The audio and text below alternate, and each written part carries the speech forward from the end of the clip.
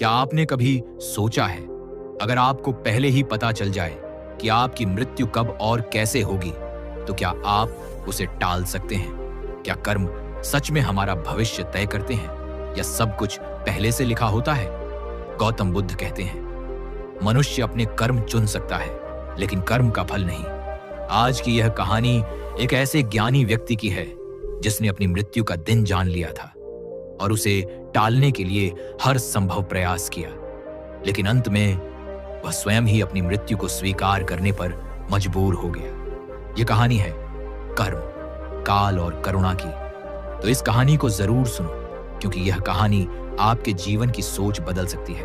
बहुत प्राचीन समय की बात है, जब भारतवर्ष में गौतम बुद्ध की करुणा और ज्ञान की चर्चा दूर दूर तक फैल चुकी थी। लोग अपने जीवन के दुख, कर्म और भाग्य से जुड़े प्रश्नों के उत्तर पाने के लिए बुद्ध के उपदेशों की ओर आकृष्ट होते थे।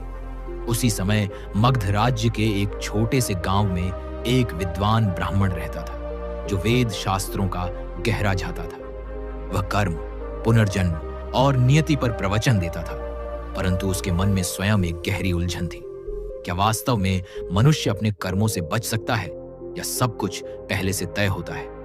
वह यह प्रश्न दूसरों से पूछता नहीं था, पर भीतर ही भीतर यह संशय उसे लगातार कचोटता रहता था। एक दिन उसे अपने बचपन के मित्र की याद आई, जो जन्म से गूंगा था और एक पैर से अपाहिज भी। वर्षों पहले वह मित्र बुद्ध संघ के पास रहने वाले एक गांव में चला गया था। विद्वान ब्राह्मण ने निश्चय किया कि वह उससे मिलने जाएगा और साथ ही बुद्ध के दर्शन भी करेगा। यात्रा लंबी थी और रास्ते में कई गांव पड़ते थे। वह अपने विचारों में डूबा हुआ पैदल ही निकल पड़ा। चलते चलते उसकी भेंट एक शांत स्वभाव वाले साधु से हुई, जिसका चेहरा अत्यंत गंभीर और आंखें गहरी थीं। साधु ने बिना अधिक बोले उसके साथ चलना शुरू कर दिया। बातचीत के दौरान जब ब्राह्मण ने उसका नाम पूछा, तो साधु ने मुस्कुराकर कहा, मुझे लोग काल कहते हैं। यह नाम सुनकर ब्राह्मण को अजीब लगा, पर उसने कुछ नहीं पूछा। दोनों साथ साथ चलते रहे। जब पहला गांव आया, साधु ने कहा कि उसे भीतर कुछ काम है और वह थोड़ी देर में आगे मिल जाएगा। ब्राह्मण आगे बढ़ गया। कुछ ही समय बाद उस गांव में हाहाकार मच गया। एक व्यक्ति की अचानक मृत्यु हो गई थी, जिसे पागल सांड ने कुचल दिया था। ब्राह्मण जब आगे बढ़ा तो साधु फिर उससे आ मिला, मानो कुछ हुआ ही ना हो। ब्राह्मण के मन में हल्का सा संशय उठा, पर उसने उसे दबा दिया। दूसरे गांव के बाहर एक प्राचीन विहार था, जहां यात्री रुकते थे। ब्राह्मण ने विश्राम का प्रस्ताव रखा। साधु ने कहा कि उसे भीतर किसी से मिलना है, वह बाद में आएगा। कुछ देर बाद पूरे गांव में आग लग गई और कई घर जल गए। ब्राह्मण के मन में भय उत्पन्न होने लगा। जहां जहां यह साधु जाता है, वहां कोई न कोई विपत्ति अवश्य घटती है।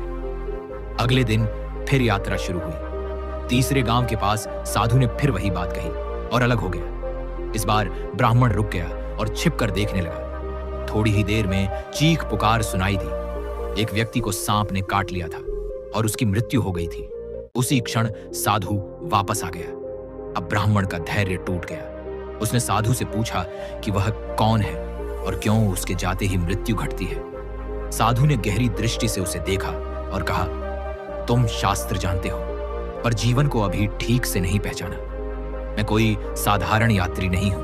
मैं काल हूं, जो समय पूर्ण होने पर प्राणों का अंत करता है। ब्राह्मण भयभीत हो गया, पर भीतर से वह जानता था कि यह असत्य नहीं है। उसने साहस करके पूछा कि अगली मृत्यु किसकी है। काल ने शांत स्वर में कहा कि अगली मृत्यु उसी मित्र की है जिससे मिलने वह जा रहा है, और उसका कारण भी वही बनेगा।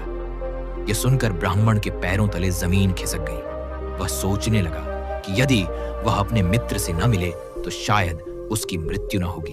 पर काल ने कहा कि भाग्य को टाला नहीं जा सकता।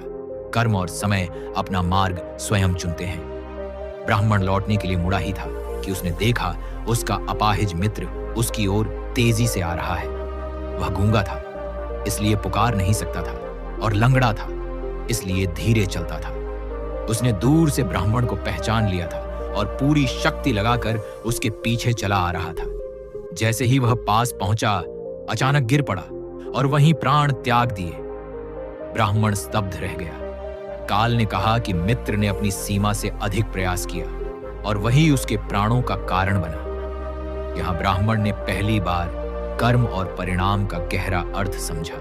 इसके बाद ब्राह्मण बुद्ध के पास पहुंचा और उन्हें सारी घटना सुनाई। बुद्ध ने करुणा से उसकी ओर देखा और कहा, कर्म केवल बाहरी क्रिया नहीं है, वह इच्छा और आसक्ति से जन्म लेता है। तुम अपने मित्र से प्रेम करते थे, पर उसके जीवन की अवधि पूर्ण हो चुकी थी।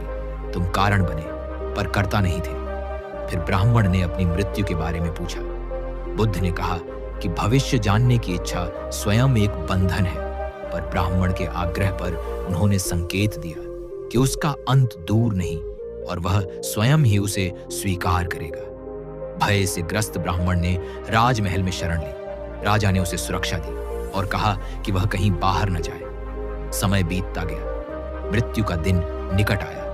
ब्राह्मण भय के कारण ठीक से सो नहीं पाता था। उसी रात उसे नींद में चलने का दौरा पड़ा और वह अनजाने में घोड़े पर सवार होकर राज्य की सीमा पार कर गया।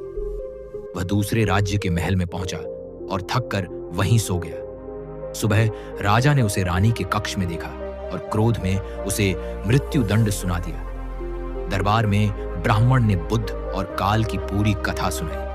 राजा को संदेह हुआ, पर जांच में सब सत्य निकला। राजा वचन से बंधा था। मंत्रियों ने उपाय सुझाया कि कच्चे सूत के धागे से फांसी दी जाए। सबको लगा कि प्राण बच जाएंगे। ब्राह्मण ने भी शांत भाव से फांसी स्वीकार कर ली, पर जैसे ही उसे लटकाया गया, सूत का धागा टूट गया, पर उसके पहले ही गले की नस कट चुकी थी। ब्राह्मण वहीं शांत हो गया। जब यह समाचार बुद्ध तक पहुंचा, उन्होंने कहा, देखो, कर्म और काल से कोई नहीं बच सकता, पर जो यह समझ लेता है वह मृत्यु से भी मुक्त हो जाता है। बुद्ध ने आगे कहा कि यदि मनुष्य भविष्य जानने में न उलझे और वर्तमान में सही कर्म करे तो जीवन सार्थक हो जाता है। इस कथा से यही शिक्षा मिलती है कि कर्म का फल निश्चित है, पर वह कैसे और कब मिलेगा यह काल तय करता है। इसलिए भय नहीं, बल्कि जागरूकता के साथ जीवन जियो। दोस्तों, इस कहानी से हमें यही शिक्षा मिलती है कि कर्म से कोई नहीं बच सकता। गौतम बुद्ध कहते हैं, जो होना है वह होकर ही रहेगा, लेकिन हम उसे किस भाव से स्वीकार करते हैं वही हमारा मुक्त होना या बंधन तय करता है। अगर उस विद्वान ने अपनी मृत्यु के बारे में जानने की जिद न की होती तो वह भय में जीने की बजाय शांति में जीवन जी सकता था। इसलिए मित्रों, भविष्य जानने की चिंता छोड़िए और वर्तमान को शुद्ध कीजिए। अगर यह कहानी आपके हृदय को छू गई हो तो इसे उस व्यक्ति तक जरूर पहुंचाइए जिसे जीवन की सच्चाई समझने की जरूरत है। वीडियो पसंद आई हो तो लाइक करें, शेयर करें और चैनल को सब्सक्राइब करें। फिर मिलेंगे एक और नई कहानी में एक नए संदेश के साथ। नमो बुद्धाय।